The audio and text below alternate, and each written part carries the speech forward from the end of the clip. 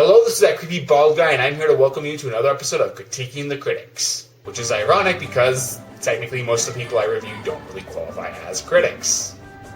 It's a joke!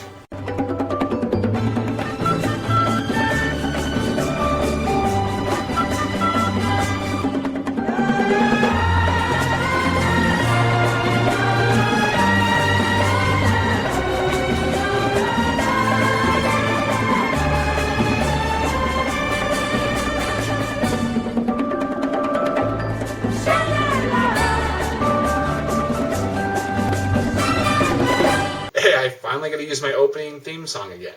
Today's subject, Coolduder.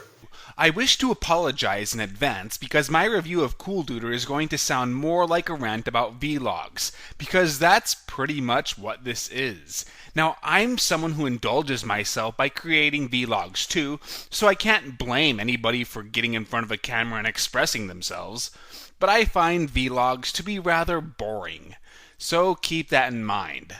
Coolduder is just another vlogger to me, even if he is one of the more popular ones by, oh my god, look at all those subscribers. Well, that makes me seem pretty insignificant. Boy, I have a feeling that his fans are going to be really using that against me. Anyway, I think that's really cool, but I am just really jealous of you. Anyway, moving on. So what makes Coolduder appealing to all of his fans? Well, the answer to his popularity is simple. People connect to him. They find him funny, insightful, interesting, and all he has to do is open his mouth for his fans to listen. I don't mean for that to sound so condescending either. Actually, I think it's pretty obvious that that's how people are going to respond to reviewers in general. So if I spend little time using the reviewer Triforce on him, it's because vlogs might be about the subject, but thrive on the vlogger. But Coolduder gives us so much to choose from with his many different web shows, comedy skits, reviews of recent releases, DVD collection videos, weblogs about his acting career. One of the first images that popped into my head when I saw his face was him being punched through the head by a Sasquatch. I mean, his video reviews aren't that bad. I mean, I might fantasize about Gary Busey sodomizing people with a DVD copy of The Untold Story, but... Yeah, I said that out loud, didn't I? Man, I really gotta stop going off script. But never would I think of fantasizing about Sasquatches punching through people's heads, because, that's totally worse. It eventually occurred to me that I was just remembering that I had seen Assault of the Sasquatch sometime prior, which he actually acted in. So he made a connection to me through his acting career in Z-grade films. Those videos interest me. His reviews, they vary. What's the difference between any video reviewer and a vlogger, like Coolduder?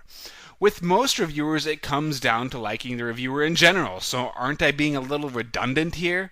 Sometimes they're character-oriented, like Moronic Mark, whom you watch because you like his primary and secondary characters. Or with the Nostalgia Critic, whose personality is either obnoxious and loud, or charming and funny. It all depends on who you ask.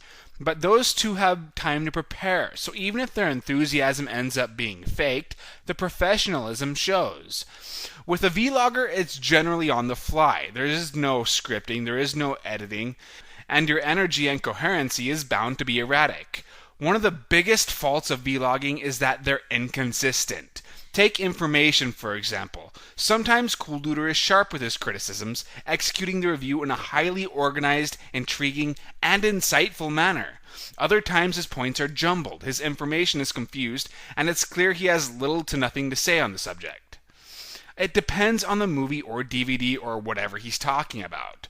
With humor, it comes down to if he can think of something funny to say. Usually he can't. Although the reviews where the entire family tackles something often do make me smile. The production values are typical. I can see and hear them, so they're not bad, but they don't stand out either. Most vloggers, myself included, tend to lack in this area. The framing is pretty solid though, so there's nothing jarringly bad about them. They're just okay for what you'd expect out of a vlogger. The videos range from 7 to 40 minutes long, so you have to be prepared to spend a lot of time with him if you're going to be watching his videos. And he seems to release one every few days, so There's never any shortage of Coolduder videos. But Coolduder for me rarely overcame the limitations of being a vlogger. He sometimes works, but that depends on what he's talking about. And he sometimes doesn't work because that also depends on what he's talking about. Honestly, the only videos I cared about were the ones about his acting career. That kind of stuff fascinates me far more than any of his video reviews, because it's fun watching him interact with some actual stars. I'm giving him a 2-star rating, but only because I'm harder on vloggers. As a vlogger, he's either 2.5 or 3-star. But honestly, ratings are pointless here because you just have to ask yourself, does he seem endearing to you? Apparently 40,000 viewers felt so, and that should not be overlooked. If you think you might like him, check him out. But to be fair, my problems with Coolduder are really just my problems with vlogs in general.